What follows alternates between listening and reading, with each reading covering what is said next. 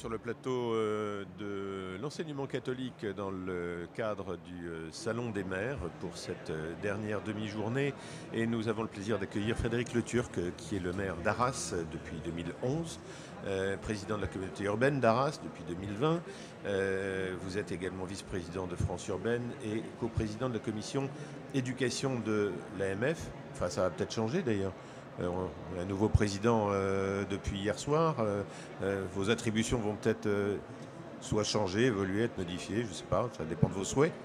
On verra. En tout cas, moi je suis très content d'être dans le bureau de l'AMF, le B36, comme on le dit en nom de code. Pourquoi B36? Parce qu'il y a 36 membres. Ah. Et donc avec David Lisnard et André Léniel, qui a été élu ce matin premier vice-président. Donc je vous l'annonce et il aura l'occasion d'intervenir tout à l'heure au cours de la réunion de clôture et avec une prise de parole autour de la résolution qui scellera en quelque sorte les attendus et les débats de notre congrès 2021. Alors, je vais être un tout petit peu personnel, mais sur votre fiche Wikipédia, il est dit, je cite, que vous avez très tôt participé aux discussions politiques dans une famille partagée entre ses origines de gauche, grand-père communiste et grand-mère socialiste, et d'autres grands-parents plutôt gaullistes sociaux.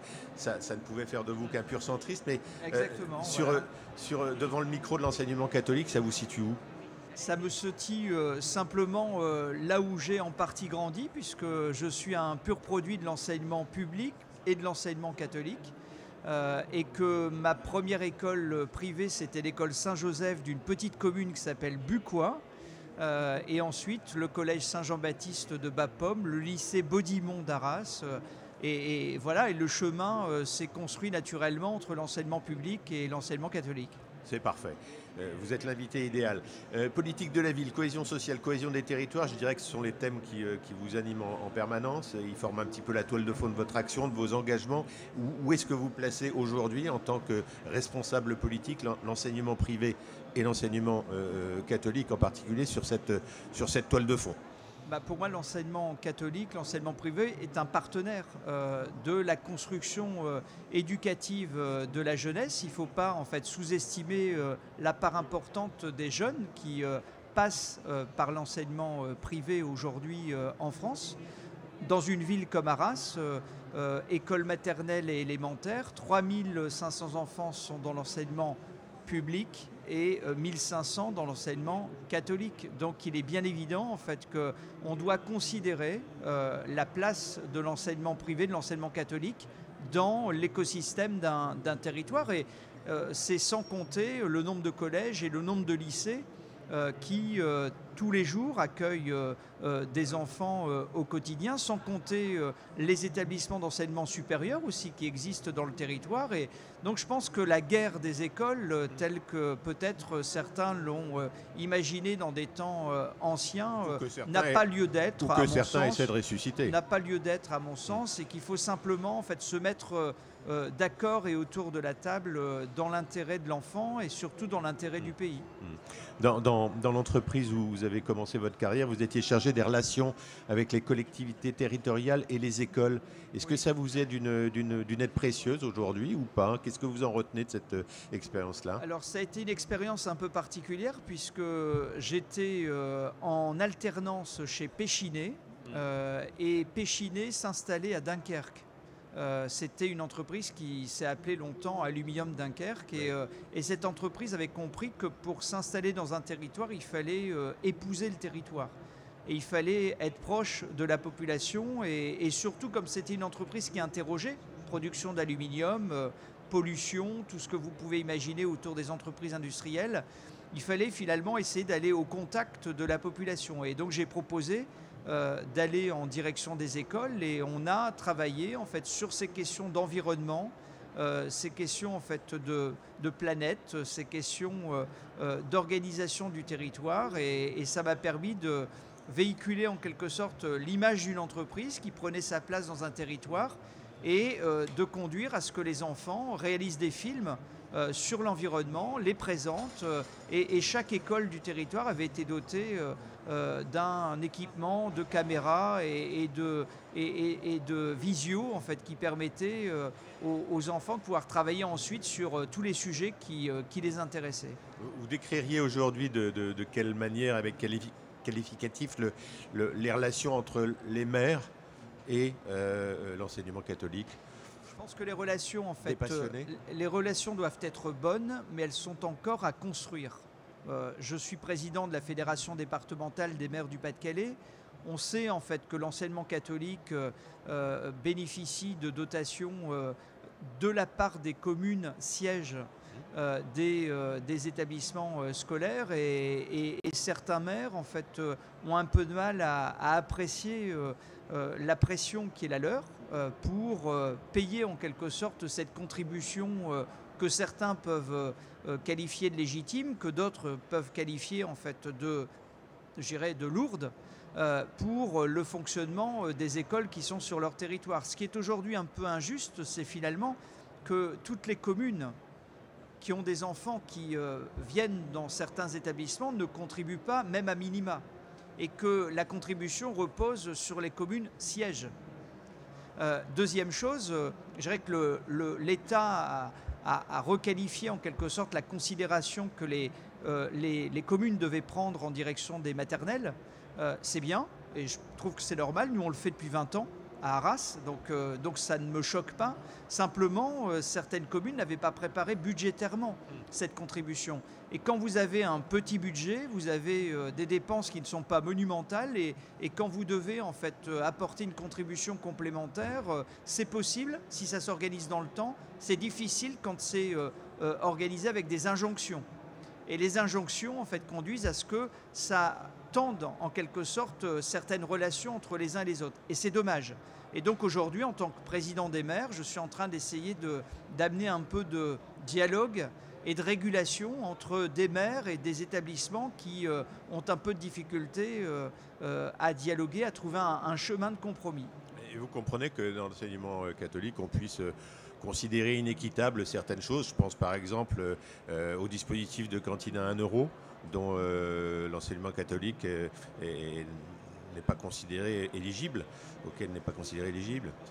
Oui, on peut le considérer comme étant inéquitable. Ce qui est surtout en fait injuste, c'est les difficultés dans lesquelles se retrouvent les enfants. Et quand on regarde la manière dont sont calculées les contributions des communes en direction des établissements scolaires, il est clair en fait que la comptabilité de ce qui conduit à évaluer en quelque sorte la contribution de la commune pour les élémentaires ou les maternelles intègre, s'il y a un dialogue véritable, cette manière de soutenir l'enseignement catholique pour pouvoir en fait accueillir les enfants dans de bonnes conditions. Vous savez, je pense que ce qui est à mon avis déplacé, c'est l'organisation des conflits. Ce qui est en fait souhaitable, c'est le chemin commun autour duquel, je pense, on a tous intérêt de travailler, parce qu'un enfant, c'est un enfant, et quand il grandit dans un territoire, c'est l'avenir du territoire qui se construit aussi avec lui et autour de lui. Donc c'est plutôt le dialogue que je défends, plutôt que, je dirais, les commentaires et les postures. D'autant qu'on peut considérer que l'enseignement privé, qu'il soit catholique ou autre, mais catholique en l'espèce, poursuit évidemment une mission de service public. Oui, et j'en suis, je dirais, l'un des bénéficiaires, puisque j'ai grandi Absolument. en partie grâce à cet enseignement, mais je pense qu'il ne faut pas en fait qualifier les uns et sous-qualifier les autres. Dans l'enseignement public, il y a énormément d'enseignants de qualité, et il y a une volonté aussi partagée de faire grandir les enfants dans d'excellentes conditions. Moi, je le travaille au quotidien autour d'un projet éducatif de territoire qui concerne autant l'enseignement public que l'enseignement privé. Vous avez été dans le cadre de l'AMF membre il y a 5 ou 6 ans, membre d'un groupe de travail sur la laïcité. J'ai relu quelques passages de la conférence de presse qui avait été faite en 2015 et présidée par François Barouin. Le travail qui avait été fait était décrit comme la boîte à outils de la laïcité à destination des maires de France. Avec le recul, vous dites que ça a été une boîte à outils utile. Ce qui est toujours utile, c'est que les mots, les sujets ne soient pas mis sous le tapis. Et que finalement, les thématiques en fait, qui pourraient être des thématiques de de débat dans le mauvais sens soient des thématiques de débat dans le bon sens, c'est-à-dire celui qui permette à chacun de se faire, non pas sa définition, mais de partager en quelque sorte la définition du bien commun. Et moi, je trouve qu'au sein de l'AMF, on essaye justement de poser les sujets sur la table et de ne pas en fait mettre de côté ce qui pourrait peut-être être difficile à appréhender de la même manière sur des bancs de gauche, de droite ou du centre, mais qui, parce qu'ils sont posés sur la table, nous permettent de trouver une définition commune. L'image d'un enseignement catholique riche, fait pour les riches, par exemple, est encore véhiculée par nombre de responsables politiques. Pourquoi ? Peut-être par méconnaissance. Moi, mes parents n'étaient pas des personnes fortunées. Mon père était un petit fonctionnaire, ma mère ne travaillait pas. Mes parents se sont saignés pour me payer l'enseignement à l'école privée parce qu'ils considéraient que l'encadrement dont j'avais besoin était meilleur que dans les écoles publiques à l'époque, parce qu'il y avait, je dirais, des absences d'enseignants qui les avaient un peu préoccupés. Mais la personne qui m'a permis de lire rapidement est une enseignante de l'école publique que j'ai eue dès ma petite enfance où j'avais démarré et qui venait le soir me donner des cours supplémentaires parce que mes parents en fait voulaient absolument que je puisse réussir à l'école et ne pas obligatoirement connaître le même chemin de difficultés que celui que mon père et ma mère avaient pu connaître.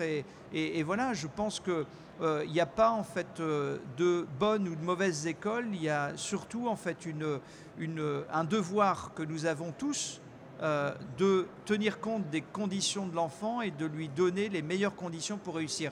Et dans l'enseignement privé, il y a en fait des tarifications sociales qui conduisent à ce que des enfants de toutes conditions se retrouvent aussi sur les bancs de l'école privée. Mais dans l'enseignement public, il y a aussi des gens dont les parents ont des salaires plus que confortables et qui en fait font non pas le choix de l'enseignement public, mais simplement, je dirais, ne se posent pas la question parce que les conditions des écoles publiques sont aussi souvent de qualité. Et je pense que c'est un mauvais procès que d'opposer les uns et les autres.